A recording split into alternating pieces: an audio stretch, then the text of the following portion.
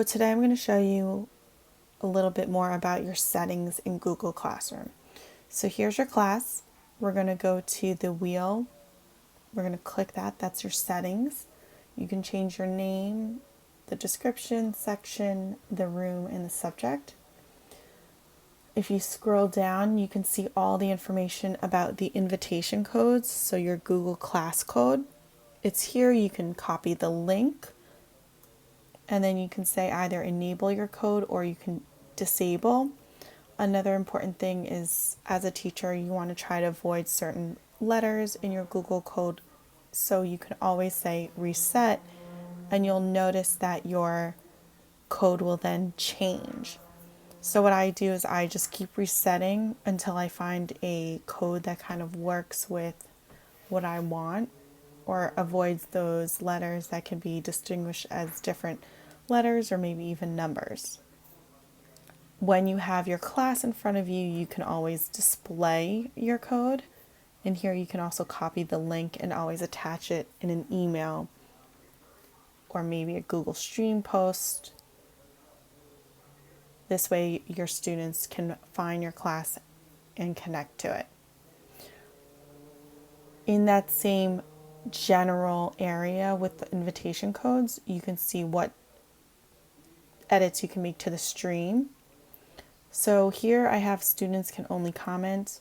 I believe the default is students can post and comment.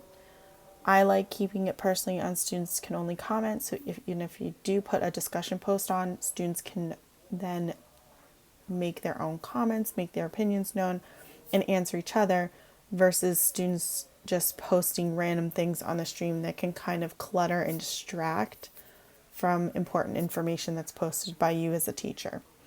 So again, I just keep it on students can post, can only comment on the stream. I've talked about classwork on the stream and hiding your notifications. So again, it clears the stream from any classwork and keeps it open for any important information. Guardian summaries, there's a whole video on that. I'm going to leave a card up so you can click and find out that video there. Here I haven't generated my Meet link yet. I can click that and I can have my own unique Meet link to my class. So I'm going to click that. And this is my specific code for my class. And again, if you click the drop down, you can always copy the code or you can reset it. I like resetting it at every couple of meets, just so my kids can't use the same code. Right underneath the link, you can say you want it visible to students, or you can have it hidden from students. If you go to hidden and go back to your class, you're going to notice that your Meet link is up here and they can just click it. Versus if you hide and not make it visible to students, this will not show up on your students' Google Classroom. It shows up on yours because you're the teacher, but it says not visible to students. So going back into your settings, you can set up your grading calculations by points or weighted by category.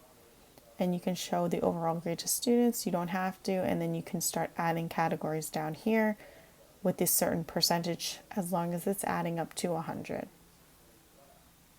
And that is it about your settings in Google Classroom.